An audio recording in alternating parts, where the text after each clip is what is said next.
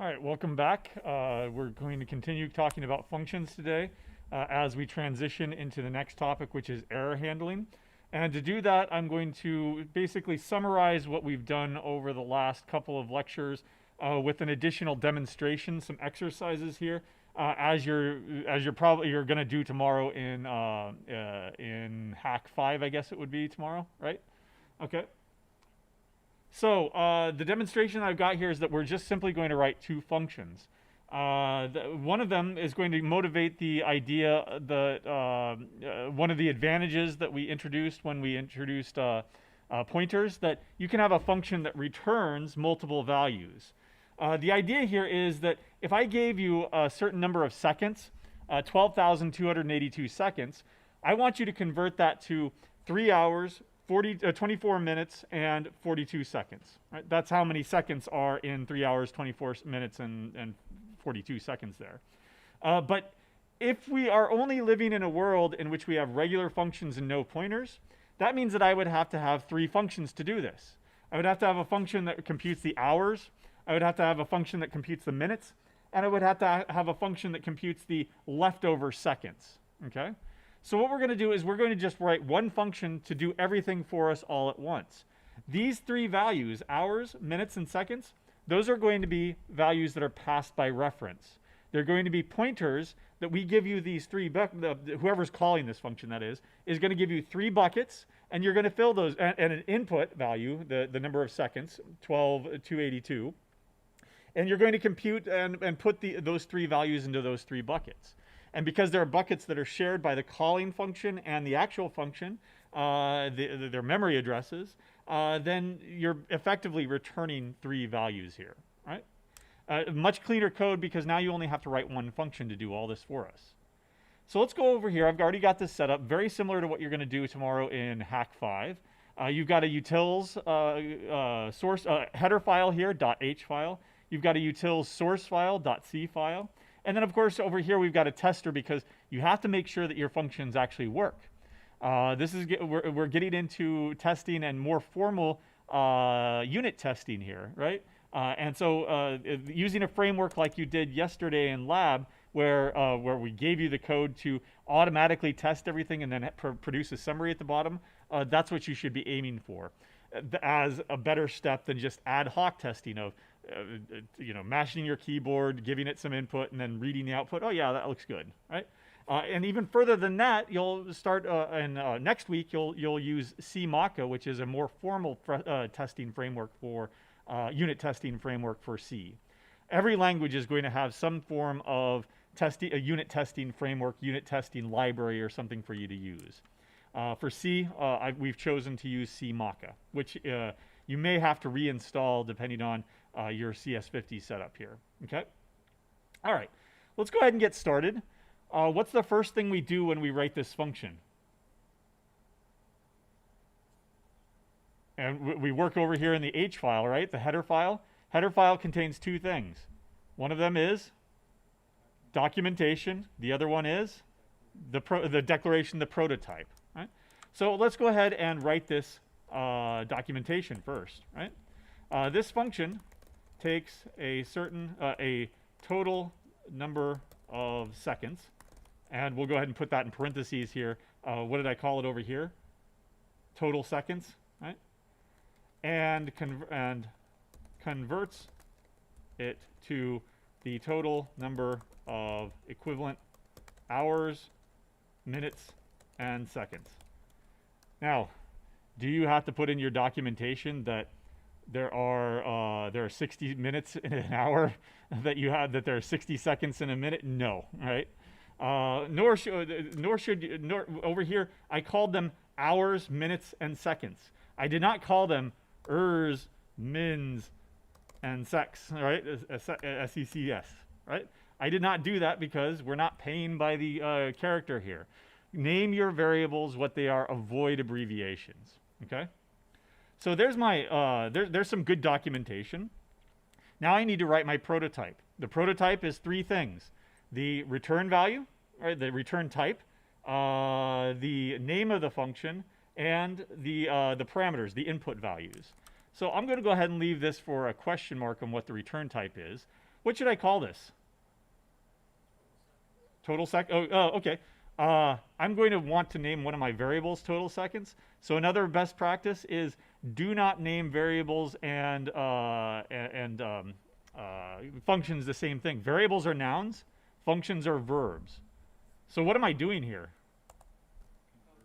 Converting time. So convert time. Right? That sounds good enough to me. Right? Okay, well, what am I going to take as input?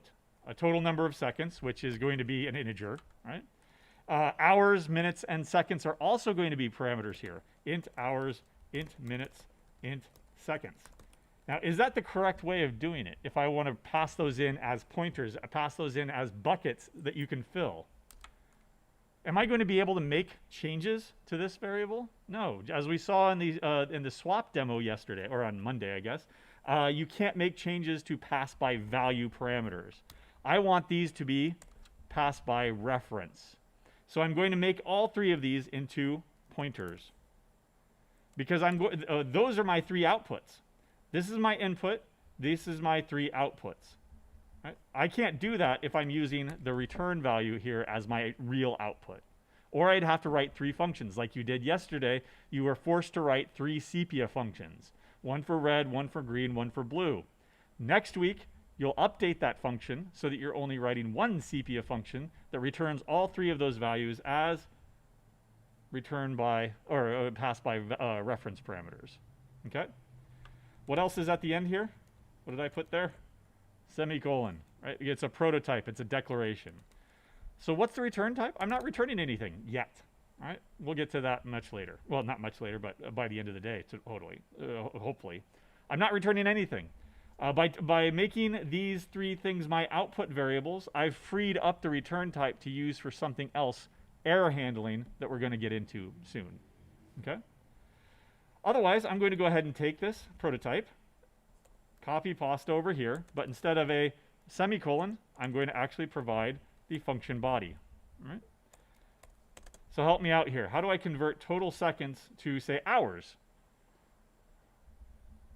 How many seconds are in an hour? 3,600, right? So if I do total seconds divided by 3,600, that'll give me the total number of hours, right? And I am using integer truncation here. So if it's fractional, right? Over here, 12 to 82. Let's open up Wolfram Alpha because we're going to use it later too. Divided by 3,600. That indeed is 3 hours, right? 3.41 hour, 411 blah blah blah blah hours. I don't care about that fractional part because those are going to end up being my minutes and my seconds. So I'm going to rely on integer truncation over here to take care of that for me. Now, that's my hours. Is that correct? Is that the way of doing it? Is this a regular old variable that I can just assign a value to? No. It is a pointer. I could assign a value to it, but what is that doing? It's making it point to some random memory location that probably does not belong to me. And eventually I'm going to get a segmentation fault because the operating system is going to say, that memory doesn't belong to you. Don't try to access it. Don't try to set it equal to 3, right? Because the memory address 3 doesn't exist, right? Or it doesn't belong to you. So how do I change a pointer variable into a regular old variable? I need to dereference it. Dereferencing is the star operator here, right? Likewise, minutes is equal to, I don't know, total seconds divided by how many minutes in a how many minutes in a second? 60? Is that right? No. If I plug that in over here, what do I get? Well, I mean, it technically is correct, right? It is 204 minutes, but that's not what we're expecting here. We've already taken care of 180 minutes over here with our 3 hours.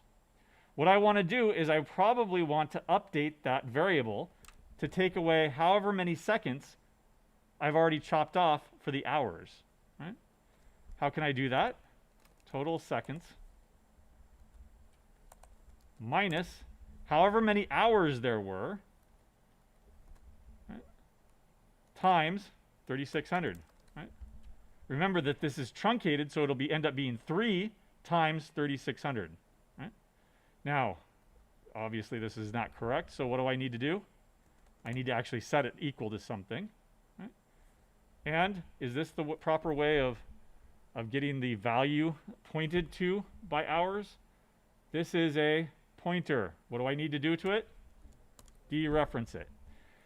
Now this is okay, because if you pull out your big giant sheet of PEMDAS for C, you'll find that the dereferencing operator is way up here at the top, very, very high priority. I don't like that because I don't want to have to remember that stuff. So I like putting parentheses around dereferencing stuff, right? And that's going to be a lot better if you follow those practices. That dereference this and then use it as that value.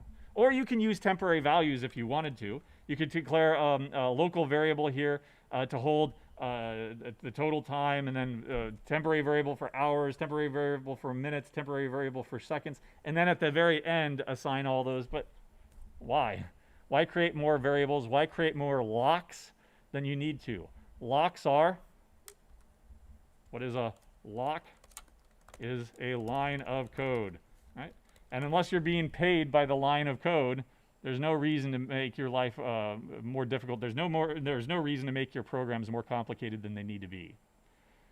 How can I better this just slightly? Minus equals, right? There. Now total seconds has 3 times 3,600 remainder. That's the remainder, 1,482.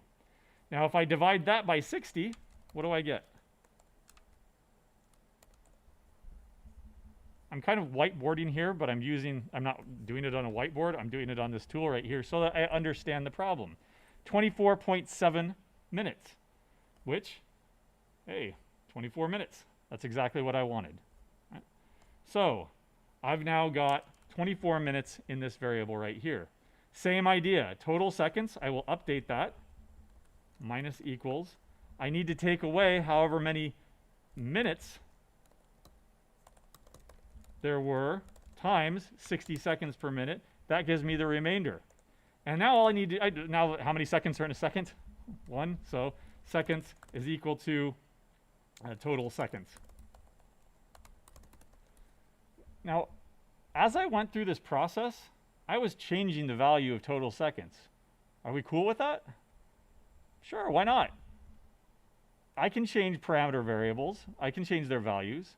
Some people would think it's bad style to do so, bad practice to do so. It's fine though. Why? Because this one is passed by value. I'm not affecting the calling function. If the calling function passes in 12282, right, then it still has its own variable. I'm not screwing up its memory. Right? So it's perfectly fine to go ahead and modify this variable right here. Just like I'm modifying these variables. I'm only modifying the parameter variable, not the original variable, because it's passed by value. Right? And then it's always good to have a return value right here, even if you have a void function. Okay? That looks pretty good. Right? Let's go ahead and we need to make sure that we test it. Before we do though, what do I have over here? Documentation and prototype. Over here, I have definition. What else do I need? I need libraries, right? Did I use the math library? No. Did I use the standard library? Yeah, technically. I think I did, but that's okay, right? Actually, I don't know if there's anything in here that's in the standard library, but it's always best to include it anyway. What else do I include? I include the header that I just wrote, exactly, utils.h. But I use double quotes because it's a user-defined library, okay? That looks pretty good. Let's actually test it. Over here, I need to be aware of that function that I just wrote, so I will include the utils.h file. Ooh, here's a common mistake that we see all the time, including a source file. You do not include source files. Again, what this is doing is basically it's going out, it's a preprocessor directive. So the preprocessor is going out to the file, doing a copy paste. If you do this multiple places, guess what? copy paste once, copy paste twice. Now I have two functions with the exact same name here, two definitions. It's conflicting. It will not compile. Not only that, but if you happen to do that, now the utils tester, when I try to compile it, it'll include this file. This file includes itself. Guess what? It includes itself. It includes itself. It includes itself. Right? Over and over again, you're caught in an infinite recursion. Don't do that. Right? You only ever include header files. All right? Period. All right? Now let's write a test case for this. Well, I've already been given a test case. Right? There's my input. There's my expected output. Right? So to do that, I need to, of course, create some variables here. Int input, time input, seconds input seconds. Right? There we go. And then I need to, of course, capture those three variables. So int, here I will go ahead and, use an abbreviation because it's just testing code. Hours, minutes, and seconds. Right? And int, I also personally try to create multiple variables with the same name but prepended with stuff. So hours, correct or wrong or expected. You can do this. You can do this whatever pattern you follow. Just make sure that you're consistent about it. Hours expected should be 3. Minutes expected should be 24. And seconds expected should be 42. Oops. There we go. And then, I don't know, what's the opposite of expected? Actual, right? Minutes, actual. And seconds, actual. There we go. And now what I'm going to do is I'm going to call that function, right? What was the function called again? Convert time. Okay. Convert time, and we'll pass it in input seconds, the hours actual, the minutes actual, and the seconds actual. And then we'll, there's a problem here that we'll take care of in a second here. And then we'll check those things. If the hours expected is not equal to the hours actual, or if the minutes expected is not equal to the minutes actual, or if the seconds is not as expected, seconds, minutes, actual, there we go, then we can print an error message, right? Printf, test case fails. And then, like we did in your lab code yesterday, we'll go ahead and go num wrong plus plus. And so I'll go ahead and put that up here too. Int num wrong equals 0, num right equals 0. If it's correct, else, then num right plus plus. I'm not going to, you can print out a success message if you want. It's kind of superfluous, but you can do it. Let's go ahead and do it. Test case passes. Yay. Right? Now this is not very fine grain because each one of these three has to be the same. How do you, if it fails, how do you know if it failed with the hours? How do you know that it failed with the minutes? How do you know it failed with the seconds? You have to write a little bit more fine grain code then, right? If, else if, else if, else if. Each one of those would fail, right? So let's go ahead and put everything together now and see if it works. GCC c utils.c. I am going to compile that into an object file, right? Remember, -c just compiles it, does not link it. This is not an executable program yet, right? And then I'm going to compile everything together into an executable program. GCC utils.o and utils tester.c. Right? What's wrong? Warnings, warnings, warnings. Let's go ahead and try it. A.out. I will bet you $100 against the first Husker game that it's going to end up in a segmentation fault. Aha, I win. Right. if you accepted the bet. Hopefully you did it really quick. Segmentation fault. Why? What is it what is it complaining about here? Int star, what is that? That is a pointer. Over here, hours is a pointer.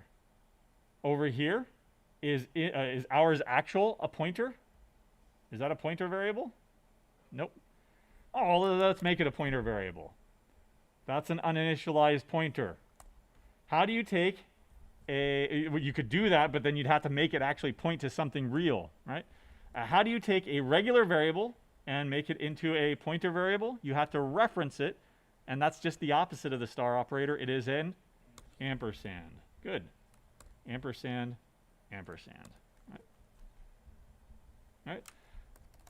Pointers are tricky. Pointers are trippy when you first see them, but once you start using them, just like anything else, once you start using them on a daily or at least weekly basis for this class, then you get the hang of it. Right? Oops, did I not recompile? Recompile that, sorry. Then recompile this. There we go. Or go and steal that make file so that I don't have to write all that stuff every single time, and it passes. Great. Yay. All right. Is one test case sufficient? No. But we've already written plenty of code here that we can just copy, paste, copy, paste. How would we create more test cases? Pull out your calculator or pull out Wolfram Alpha. Right? In fact, maybe it even does it automatically for us. Seconds to hours, minutes, days, seconds. Is it smart enough to figure that out? Ooh, cool, right? So, how do you make your own test cases? You let other people do it for you, right? Or Wolfram Alpha do it for you. Okay. So, be thinking about what could go wrong here. Total seconds. Well, if there's 0 seconds, then that's 0 hours, 0 minutes, 0 seconds. And I'm never dividing by 0, so that's okay. Negative 10 seconds? Is that good input? Probably not. What if one of these pointers was invalid? What's one pointer that you know is invalid?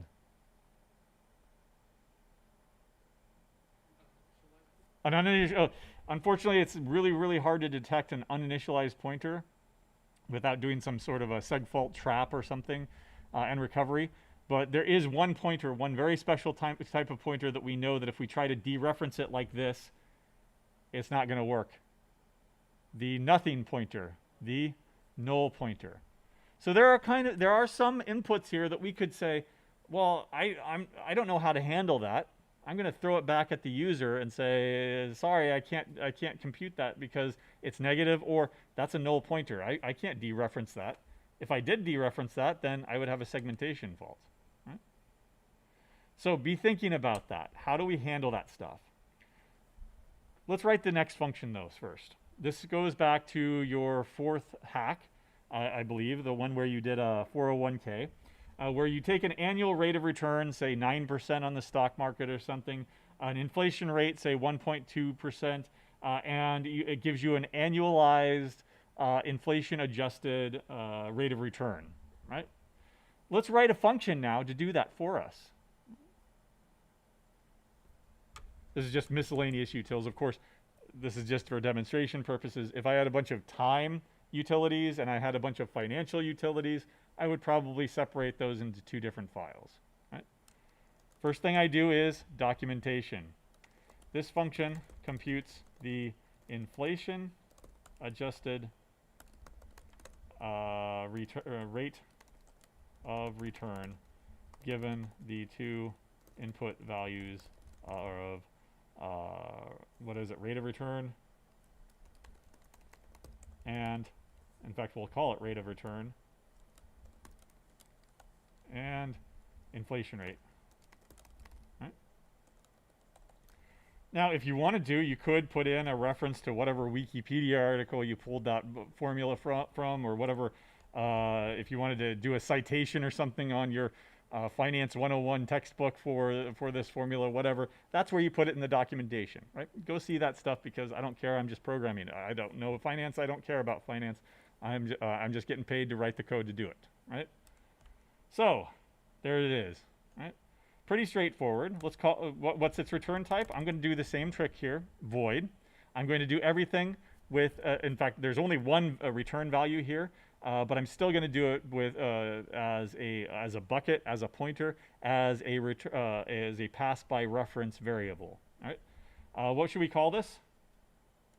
Inflation adjusted rate of return. Very, very long-winded. If you want to technically make it into a verb to be consistent, get inflation adjusted rate of return. I'll just go ahead and leave it like this though. So these are my two input values. Is that going to be an integer though? Probably not. It'll be a double. And this will be my double, my other input. And I will also have a pass by reference variable for the inflation adjusted rate of return. So inflation adjusted rate. Right? I won't go with rate of return because that's already in my, I don't want to, you never want to name your variables the same as a function because weird things happen, okay? That's going to be a double too, but in this case it's going to be a double pointer. You can have pointers to any type of variable, double pointers, integer pointers, character pointers, which end up being strings, right? Yeah? Why is it necessary to have the double in front of a pointer or like a char pointer? Why is that necessary? Like this? Well, that would be for a string. But if we're just pointing to a memory address, would it just be the size that's the difference? Yes, exactly. So the question for those online is, what's the difference between making all these pointers different? A double pointer points to a memory address that holds 64 bits. A character pointer points to a memory address that only holds 8 bits, right? 1 byte, 8 bytes. Much later on, we'll talk about void pointers that can point to any memory address. It's just points to a memory address. I don't know the size. I don't care, right? It's just some memory address. But we'll get into that later on, right? And I don't want that pointer out there either. But yeah, if you try to have an integer pointer point to a double, then it's only going to look at the first 4 bytes.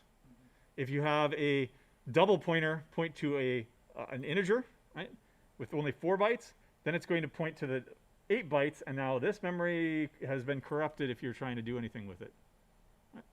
So yeah, it has to match. All right, good question. Here's another trick. Long lines, long lines are not good at amusement parks or in code. So you can also, go to the next line, right? As long as you're lining things up. And then you can also align them with this double up here, or you can go to the next line on this, or whatever you want to do, right? We'll go ahead and do it like this, or I don't know what A star would end up doing with this, or A style would do it. A style utils.c. It'll probably just, oh, okay, there, nice. It aligns everything up. All right, fine.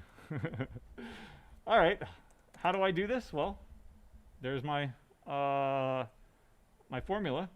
1 plus the rate of return divided by 1 plus the inflation rate. So 1 plus the rate of return divided by 1 plus the inflation rate. Do I have integer truncation issues here at all? Nope. Over here I had integer truncation issues, but I wanted them, right? That was one of the most common things people missed. In fact, we had a to-do in yesterday's lab that this is wrong, right? The test shows you that this is wrong. Why? Well, it was because of integer truncation. To divide by 3, it should be divided by 3.0 or doing some sort of typecasting. Unfortunately, what a lot of people did to solve that problem was to delete the test or to change the test so that it did pass. And that's completely wrong, right? We don't change the answers on our exams when we get a question wrong, right? You don't change the results of a test to make it pass, right? And then I might need a -1, right? -1. Okay. Here's the result, double result. I can put it into a regular old variable, and then I can put it into inflation adjusted rate equals result. Of course, dereferencing it first. Why? Why do you need a variable just so that you can reset, move its value in the next line? Usually a good compiler will compile away that inefficiency anyway. But much simpler code here with just a one-liner. Always good to return, even if it's just a void function. I don't know, what does A style do with this now? Okay, moves it in. It likes 4 spaces, or it likes tabs apparently. Right, fine. Test this. Right. So, I think that the values that we had in the handout were 1 plus 9%, which would be 0.09, divided by 1 plus 0.012, the 1.2% inflation rate, minus 1. Is that right? Something like that? Right. Well, that's going to be 0.77075, blah, blah, blah, blah, blah. Let me go ahead and code that over here. Again, I'm not going to be able to reuse a lot of these values because, well, they're the wrong names, but also they are different types. I would have double, interest rates. I will steal these values here. Rate of return equals 0.09. Double rate of inflation is equal to 0.012. And double expected inflation adjusted rate, let's say. And that was over here. Thank you, Wolfram Alpha. Should I copy all those? How many digits of precision is a double going to have? About 16, right? So, I don't know. 1, 2, 3, 4. From the most significant, by the way. This 0 over here does not count. 1, 2, 3, 4, 5, 6, 7, 8. Okay, that's good enough. Right. There we go. Double actual adjusted rate is equal, and then that's what I'm actually going to set here. So I don't need this anymore. Let's call this function, and I will pass in rate of return, rate of inflation, and expected, not the expected, but the actual, ampersand though, of course, to reference it, right? And then I'll do my check here. If the actual adjusted rate is not equal to the expected actual rate, then fail. Now here I'll just steal this code since it's nondescript code, right? You of course would want probably better error messages there of this particular function failed on this particular input value, etc. That's how we design all of our stuff on the web grader, right? Like you saw the other day. You'll see next week also that here's the RGB value inputs that we have. Here's the expected. They don't match, right? I think that this will compile. Let's try it out. There's still problems, by the way. I always make sure that I've got intentional problems, right? Rate of inflation. Did I not spell it right? Okay. Oh, what's wrong? Blah, blah, blah, blah. Oh, is it? Ugh, duh. Okay. Thank you. All right, let's run it. Fails. Why? Yeah. You can't do that conditional with doubles. Yeah. If I have two doubles, they could be they could agree in the first, say, 15 decimal places, right? That's good enough for me, right? So what we need to do is we need to build in a tolerance here, right? This was posted on Piazza the other day, or today, I guess. If it's close enough, then let's go ahead and pass it. If the absolute value between these two, the difference between these two, is less than some epsilon, then we'll go ahead and say, or if it's greater than some epsilon, then we'll go ahead and say that it fails. Otherwise, if it's very, very small, then we'll say that it passes. All right? What should our epsilon be here? I'm going to go up here and put it in as a define. Right? Another good use case of this stuff. So that if I have multiple test cases, I only have to set it in one place. Right? 0.00001. That's good. That's more than good enough for me. Right? Although it's not my money, so yeah, now it passes. It's close enough. Or we could have gone here and grabbed more sig figs, right, from this and tried to get it really, really exact. But floating point errors, who knows, right? If you did the same exact formula, just in a different way, like you put it into another variable, temporary variable, then you're introducing additional errors, and it's still going to be close enough, but it's just not going to be close enough at those lower order digits. Right? 16 digits of precision is more than enough for what we're trying to do. Pro pricing, no. Right. Good. Make sure that you style it up, make it look pretty, whatever. Right. Then hand it in. Good. Now again, think about what could go wrong here. Rate of return. What are valid rates of return? Between 0, 1. I think that might have been in the handout.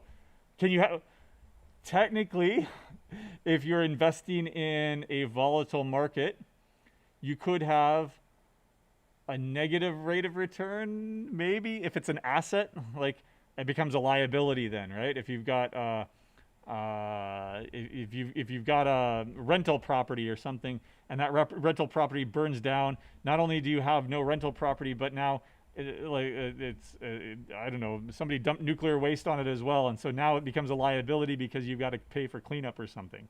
Now what was worth $100,000 or something is now going to take you $20,000 to get rid of because you have to pay for it, right?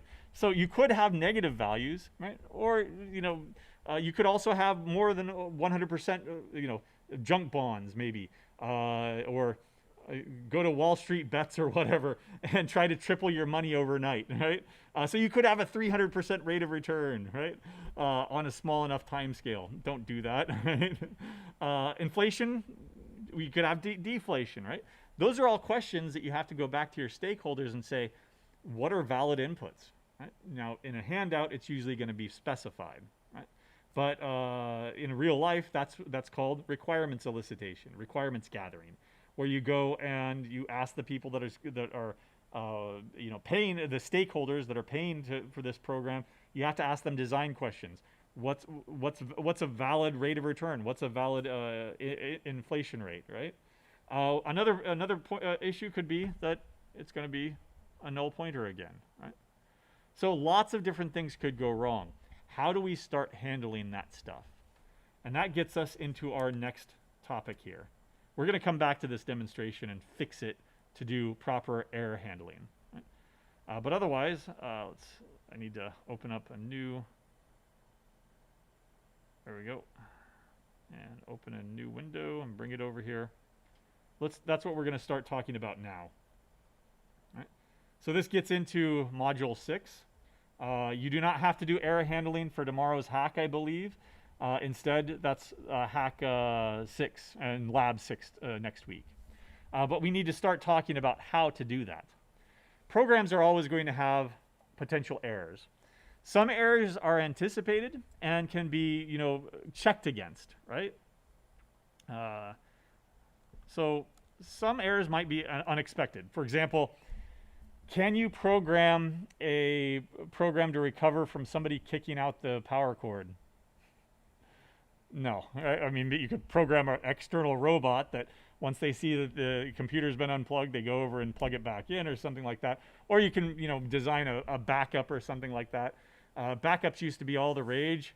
I don't know, do gamers do that anymore? Well, like a power backup, so that if you're playing a game or something and the power goes out, at least you've got 2 hours of juice to continue or something, like a battery backup. No? Every building here probably has a backup generator outside in case the lights go out, right? So there are some things that you can do externally, but in a program, there's nothing you can do, right? You can't program against everything, especially bad users, right? If you say, give me an integer, they don't give you an integer because they mash the keyboard. How do you recover from that, right? If they just keep doing the same stupid thing over and over again, there's nothing you can do. You can't program them, program the program to slap them in the face and tell them do what you want them to do. But many errors are and can be anticipated. Many errors can be anticipated and protected against, right? Or written against, right? We can anticipate and write code to handle those errors. And that's what's known as error handling, right? So somebody puts in some bad input, you ask them for an integer and they typed out hello, right? How do you recover from that? How do you handle that situation? Or we can let the errors be fatal. And that's what you've been doing up to this point. If we give you bad input, bad command line arguments, you just exit out of the program, right? Try again, right? But now that we've gotten into functions, we can't just quit out of the program every single time. What we need to do is we now need to protect against this and protect against potential errors and and handle them in some other way other than just letting them die, right? And in C, our general strategy will be defensive programming. Right? Defensive programming is that you simply identify potential errors that could cause problems. And then you write code to look before you leap, right? You check for potential errors and if error conditions before you perform potentially dangerous operations, right? You then, in some way, report an error back to the calling function, right? And the way that we'll do this is through what are called error codes. We'll do this through integer values called error codes. Now, up till now, you've been exiting with, say, 0. 0 is going to be identified with false. Was there an error? False. No, there was no error. Was there an error? True. There was an error of type 1. Was there an error? Yes, true. There was an error of type 2, type 3, type 4. Now you have a bunch of fine-grained control over what types of errors occur. Not only whether or not an error occurred, but what type of error actually occurred. Right? By convention, 0 will be associated with no error. Right? Non-zero, usually positive values will be associated with various different types of errors. Right? Now that we have pass by value functions, or pass by reference, excuse me, we can use the return value to communicate error codes back to the calling function.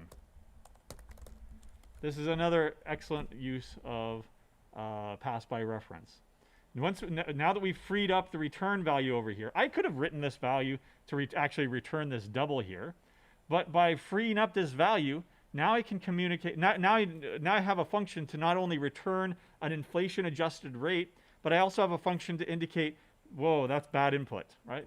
And here's why it's bad input, because it's negative, or it exceeds 1, or there's a null pointer that you gave me, etc. Right? In general, common mistakes. Sorry, go back. Common mistakes.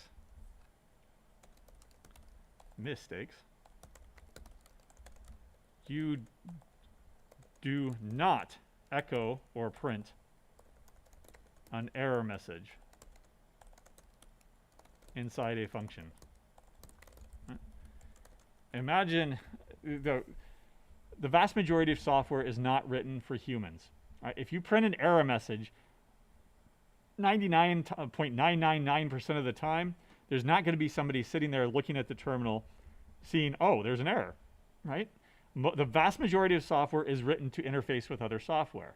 So we can't just be printing stuff out to the standard output because there may not even be a standard output. Or it may be redirected to dev null, which is going to be, you know, the black hole where you don't want something, you just throw it into dev null and it disappears. Right? So you do not print an error message in the function. You do not generally make errors inside a function fatal. Right? You don't call exit. Right? Now, we've been doing this up to this point because you've been doing it in main. And that's perfectly fine. If you want to exit in main, fine. Maybe you're going to exit in main at some point anyway, right? When main gets done executing, then you exit the program. But in general, you do not call exit inside of another function. Right? You let the calling function deal with it. Imagine if I did either one of these things. First of all, if I'm echoing or printing an error message every single time, again, there's probably not a human user there to read it. But also, if I'm exiting every single time, would you say the square root function? You call the square root function on a negative value, you get back not a number, right? Which makes sense. If every time you call the square root function, the program crashed on a negative number. Every time you called the square root function on a negative number, the program crashed. Does that seem like a good design to you? No, because it takes your decision-making process away from you and puts it into the standard library. It locks you into a certain way of doing things. And that's not flexible design at all. Instead, if I said, oh, by the way, that's a negative number, here's not a number, decide what you're going to do in that situation. Or through some other mechanism, I simply just reported the error and let you handle the error however you want. If you want to make it fatal, that's fine. That's your business. If you want to reprompt the user for proper input, or if you want to then, okay, well, fine, it's a negative number, so I will go ahead and call this other code over here to handle complex numbers, right? That's on you. That's your decision. But by putting exit everywhere, I am taking this decision-making process away from you, and that's not good design. It's certainly not flexible, okay? So let's go ahead and come back over here and change these so that we are using error codes. I'm going to change all the return types over here to an integer. By the way, if I do that, I also have to change the prototypes to match. Now that this is returning an integer, well, if everything went fine, it was all hunky-dory, what should I return? 0. Everything went fine, no worries, return 0. What if everything didn't go fine? I need to be defensive about this. I need to check for error conditions. I need to look before I leap. Before I dereference a pointer variable, I need to check to see if it's null. If hours is null, or if minutes is null, or if seconds is null, I don't want to do this stuff down here. I want to return. What should I should I return 0? Nope, there's an error. You gave me a null pointer. So, pick your favorite number. 22, okay. Thank you. All right. Else if. What's another error condition? Total seconds, say, is negative. All right. Well, okay. Return. Give me your second favorite number. Say what?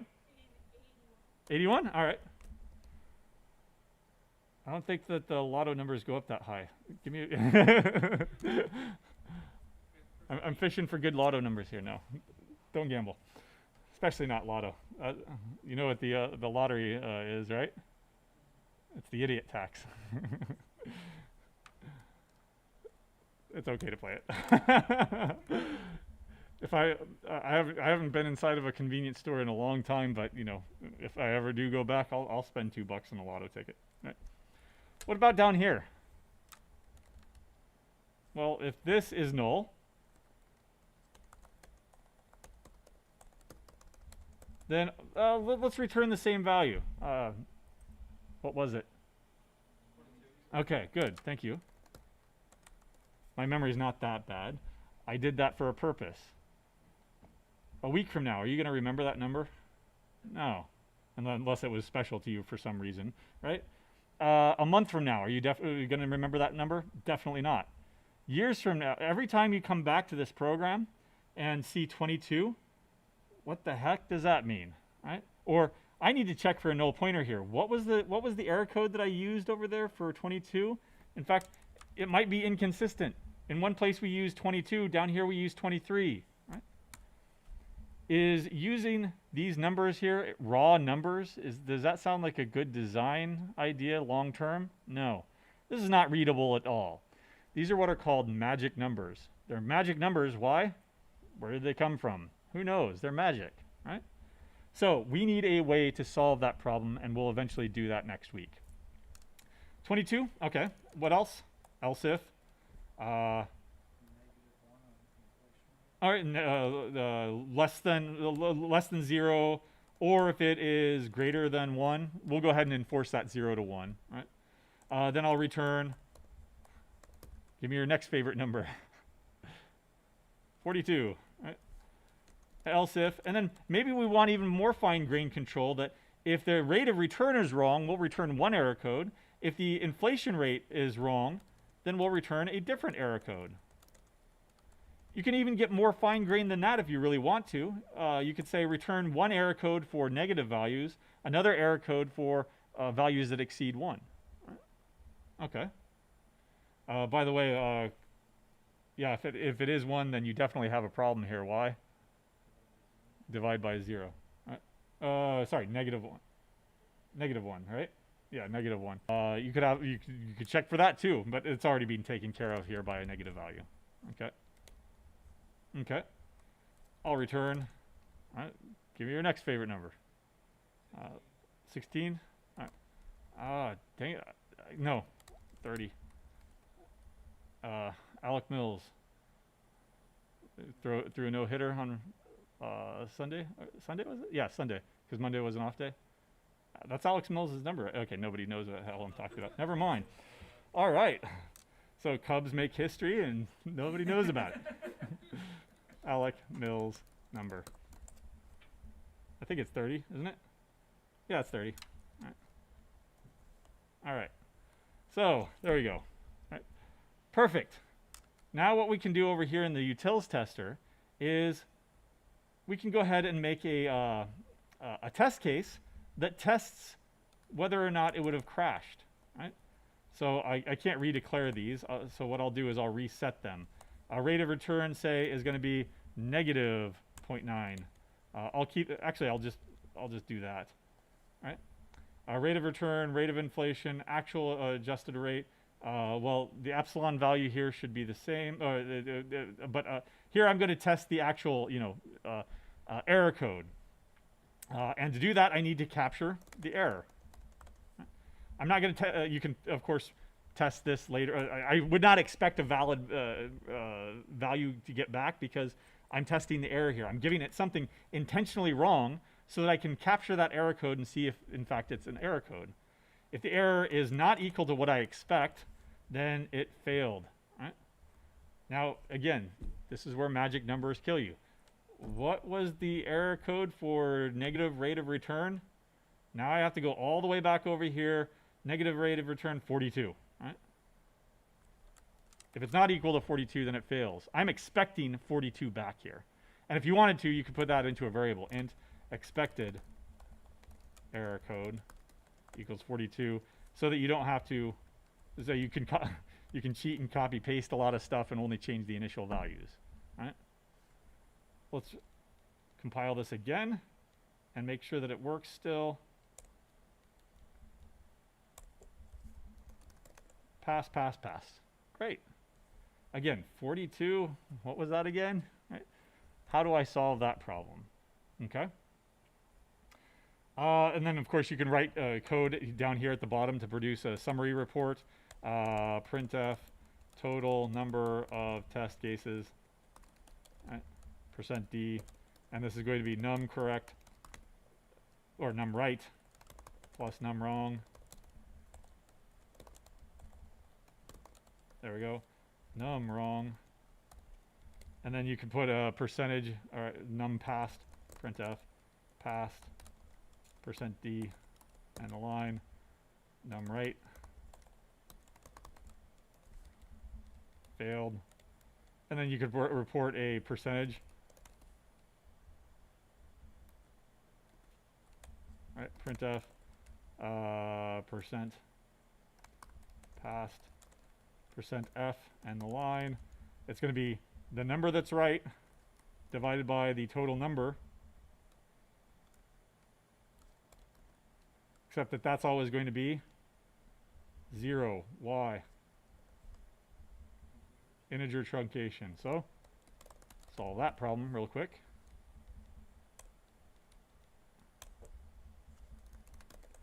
%,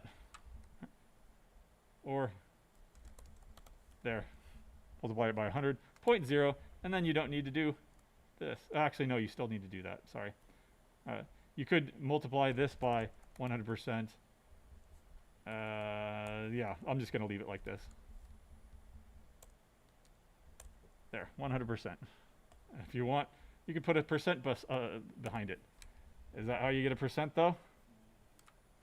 Try to do that in a percent. Well, percent and backslash, that doesn't work. So percent will work usually.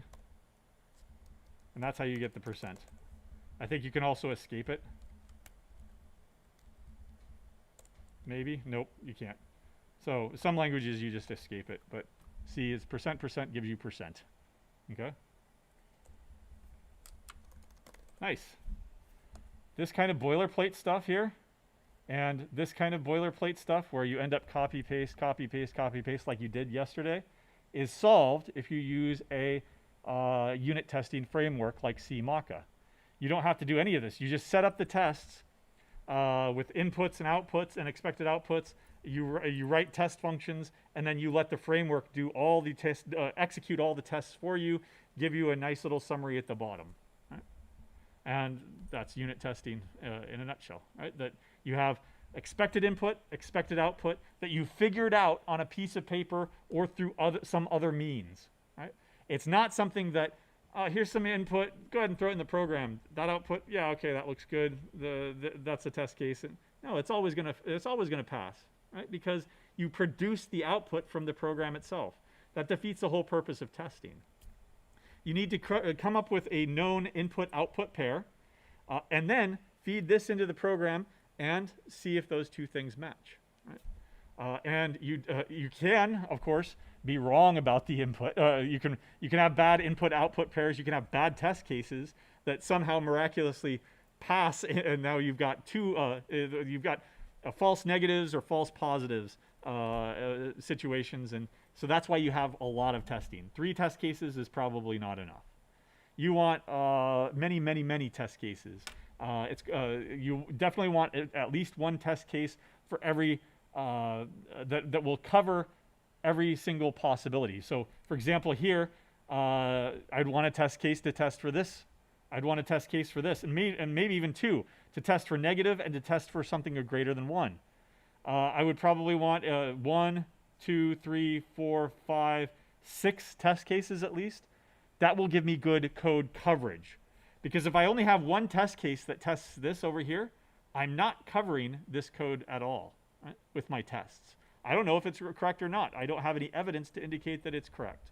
By making as many test cases as I can for each piece of code, for each branch of the code is what it's called, then you have good code coverage with your test suite. All right? All right. Any questions? No? Then really quickly here, and we'll cover this on we'll restart the coverage of this on Monday. But I'm going to show you how to solve this magic number problem. All right? Yeah, go ahead. Oh, no. Oh, okay. All right. I'm going to give you a new a piece of syntax here. Type def enum. Right? Error. Right? Type def is short for type definition. What is a type? An integer is a type. A double is a type. A char is a type. You can define your own types, right? Eventually we're going to use this for structures. But the type that I'm interested in defining right now is an enum. This is short for enumeration, right? But of course, that's not a key word here. What is an enumeration? Enumerate the ways that you can enumerate all of the assessments for this class. Reading, Zybooks, labs, hacks, 2 exams, and the project at the end, right? That was a list, exactly. So an enumerated type is nothing more than a list. What are the lists of possible errors? Well, there's no error. And how do you delimit a list in English? Commas, right? A, comma, B, comma, C, comma, and the last thing, right? I like ice cream, comma, and fudge rounds, comma, and cookies, comma, and, right? You don't type and every single time, but except for the last one. I don't know. I recently had to write something, and all over the place I was not using the Oxford comma, and then I gave it to my wife to proofread, and she started yelling at me that I was not using the Oxford comma, and so I had to go back and use the Oxford comma. So do we use Oxford commas or not? You know, the Oxford comma, A, comma, B, comma, and C. That comma right there, the last comma is the Oxford comma. What's the convention now? Nobody covers the Oxford comma anymore. Okay. I don't know. Oh well, it's the Oxford. You learned something today, right? Oxford commas. Right. So there's no error, or there is. What other types of errors did we identify?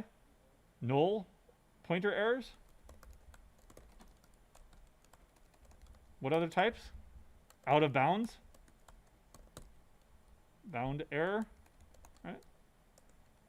Whatever else other type of error you want. Now there's no error and here, but you could call this an Oxford comma if you really want to.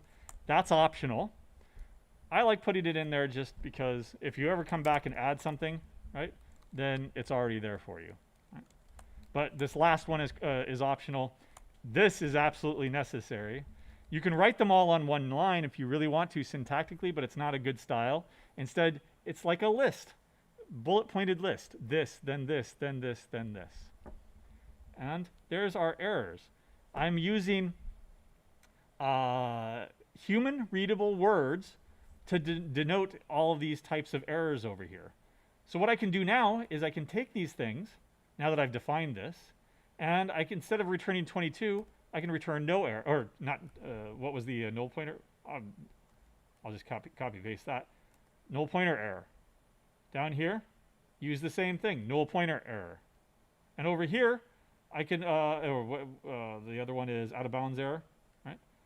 Out of bounds error. Use the same one down here, out of bounds error, right?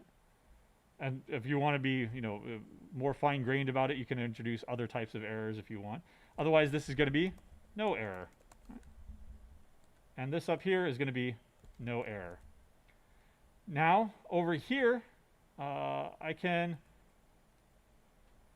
no longer have to rely on these mysterious magic numbers. I can say that I expect an out-of-bounds error here. That's human readable, right? That is, you don't have to look up documentation. What was that again, right? I'm using actual human readable messages, just like variables are human readable, self-documenting code rather than these magic numbers all over the place. And it's all because I was able to define my own list of errors. And we'll talk in detail about how that's achieved on Monday. Right? One question online. Why did I use pointers instead of variables way back over here? Sorry, I should have been looking at that earlier. That was probably done a lot. a lot earlier, and so that I can return three values. I can have functions that return multiple values instead of just one value. Or now that I've, even if it's just one value that I'm returning, I've freed up the return value here for error checking, for error handling. Okay. All right. Then have a good weekend, and you're well on your way for Hack 5, well prepared for Hack 5 tomorrow.